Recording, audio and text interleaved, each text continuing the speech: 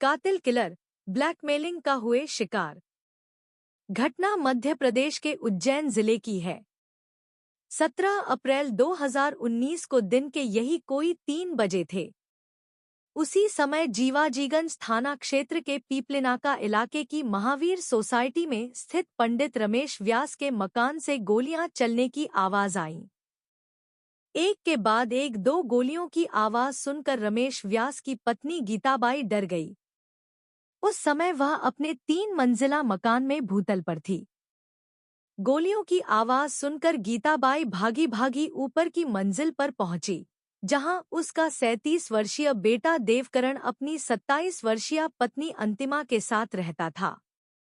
गीताबाई ने जैसे ही बेटे और बहू को देखा तो उसकी चीख निकल गई, क्योंकि बहू बेटा दोनों खून से लथपथ पड़े थे। गीताबाई के चीखने और रोने की आवाज सुनकर पड़ोसी भी आ गए। उन्होंने जब देवकरण और उसकी पत्नी को देखा तो वे भी हैरान रह गए कि ऐसा कैसे हो गया। उन दोनों की मौत हो चुकी थी। थोड़ी देर में मोहल्ले के तमाम लोग इकट्ठे हो गए। उसी दौरान किसी ने थाना जीवाजीगंज में फोन करके सूचना दे दी।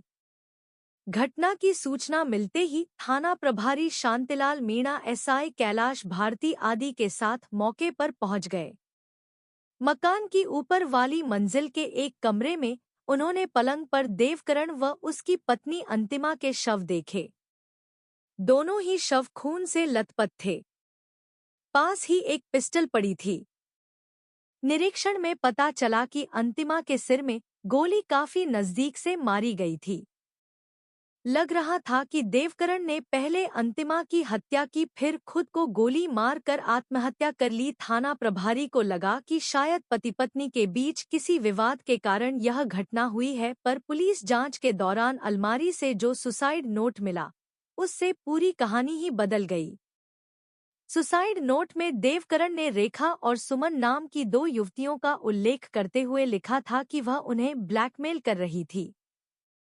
उनकी ब्लैकमेलिंग से परेशान होकर वह आत्महत्या कर रहे हैं। घटना की जानकारी मिलने पर आईजी राकेश गुप्ता व एसपी उज्जैन सचिन अतुलका और एडिशनल एसपी नीरज भी मौके पर पहुंच गए।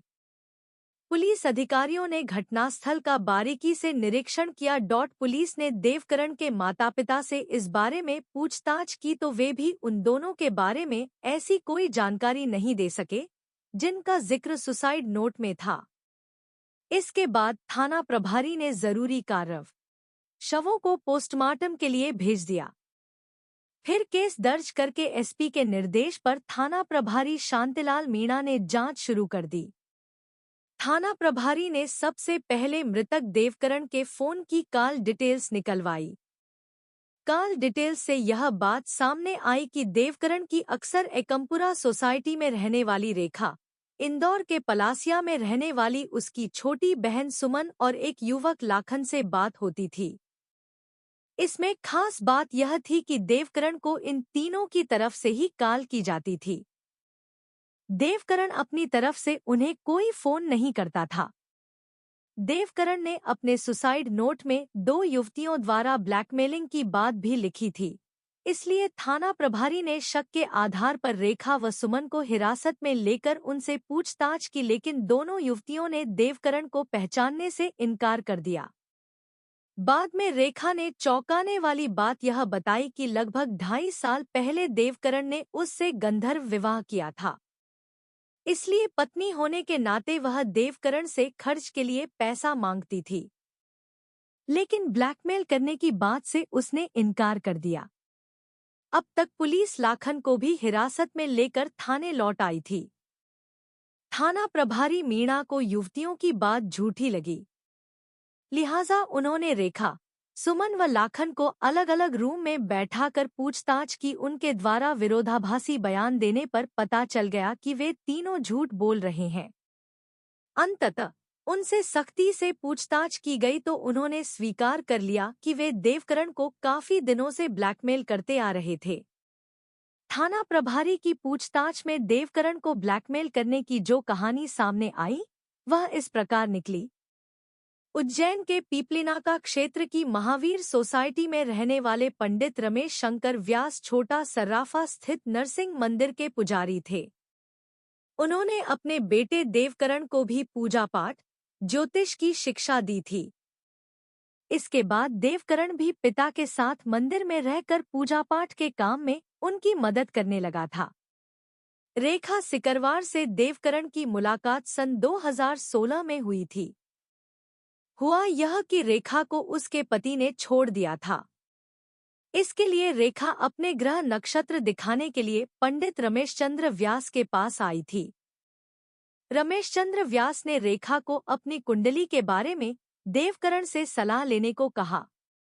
देवकरण ने कुंडली देखकर उसकी परेशानियां तो बता दी, लेकिन हुआ यह कि सलाह के सिलसिले में रेखा ने देवकरण से उसका मोबाइल नंबर ले लिया और फिर अक्सर उससे फोन पर अपनी समस्याओं के बारे में बातचीत करने लगी। मंदिरों में पूजा पाठ का काम सुबह काफी जल्द शुरू होकर देर रात तक चलता था।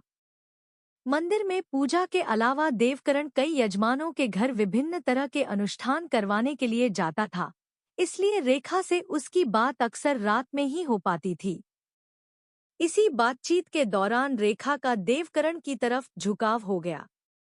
रेखा काफी शातिर थी। वह जानती थी कि देवकरण के पास काफी पैसा है, इसलिए उसने उसे शीशे में उतारने की योजना बनाई। उसने एक रोज पूजा पाठ के बहाने देवकरण को अपने घर बुलाया। देवकरण जब वहां पहुंचा तो उसके घर पूजा पाठ की कोई तैयारी नहीं थी। यह देख वह कुछ देर रुककर वापस लौटने लगा तो रेखा ने उसे रोक कर कहा, क्या सिर्फ पूजा करना ही अनुष्ठान है? स्त्री पुरुष का प्यार भी तो अनुष्ठान ही होता है। देवकरण कोई बच्चा नहीं था जो रेखा के कहने का मतलब न समझता। रेखा के प्रति उसके मन में भी आकर्षण था, लेकिन अपने परिवार की इज्जत एवं पेशे की पवित्रता को ध्यान में रखकर वह खुद आगे नहीं बढ़ा था।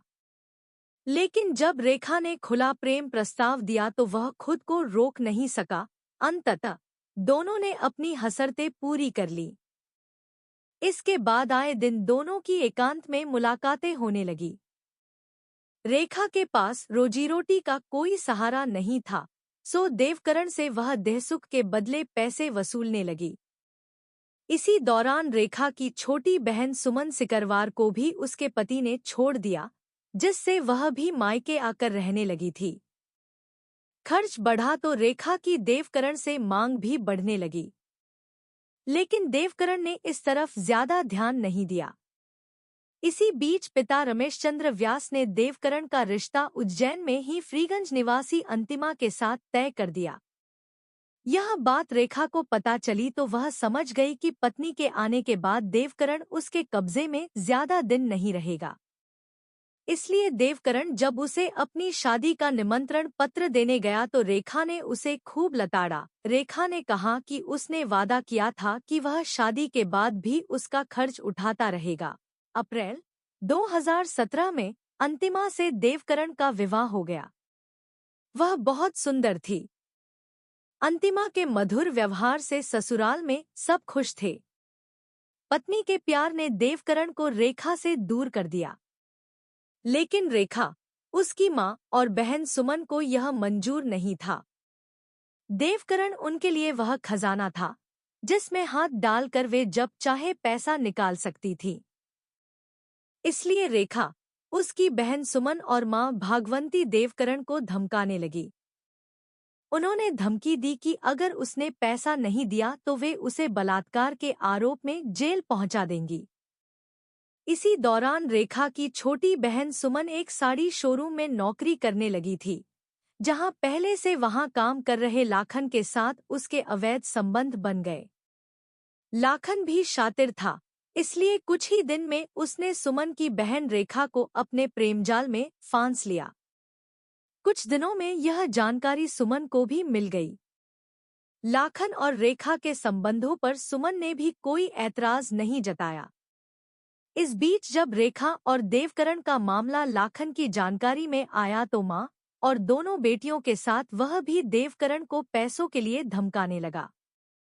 देवकरण के पिता रमेशचंद्र की समाज में काफी इज्जत थी। लोग उनका बहुत सम्मान करते थे, इसलिए देवकरण परेशान रहने लगा। साथ ही उसे पत्नी अंतिमा की भी चिंता थी। उसे लगता था कि यदि अंतिमा को रेखा के बारे में पता चलेगा तो वह उसके बारे में क्या सोचेगी। दूसरी तरफ 2 सालों में 5 लाख से भी ज्यादा रुपए और ज्वेलरी हड़पने के बाद भी रेखा, सुमन, दोनों बहनों के प्रेमी लाखन और मां भागवंती की मांग लगातार बढ़ती जा रही थी। घटना के एक दिन पहले देवकरण उदयपुर में एक यजमान के घर बड़ा अनुष्ठान करवाने गया हुआ था। यह बात रेखा को पता चली तो वह उस पर दबाव बनाने लगी कि अनुष्ठान की दक्षिणा में मिली धनराशि वह सीधे लाकर उसे सौंप दे। देवकरण ऐसा करता तो घर पर पिता को क्या जवाब देता, इसलिए उसने रेखा की बात नहीं मानी, जिससे रेखा की मां भागवंती ने उसे फोन पर धमकी दी कि वह उसके हाथ पैर तुड़वा देगी।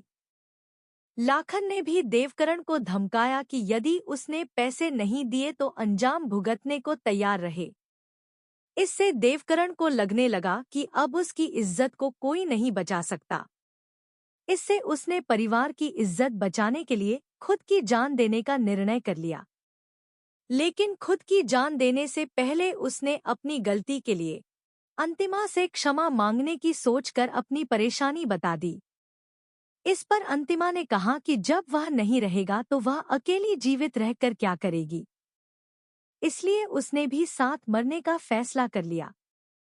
जिसके बाद 17 अप्रैल को मंदिर से घर वापस आकर देवकरण ने अपने कमरे में अपनी लाइसेंसी पिस्टल से पहले अंतिमा के सिर में गोली मारी, फिर खुद को गोली मारकर आत्महत्या कर ली। पूछताछ करने के बाद देवकरण को ब्लैकमेल करने वाली दोनों बहनों रेखा, सुमन, उनकी मां भागवंती और प्रेमी लाखन को गिरफ्तार कर जेल भेज दिया।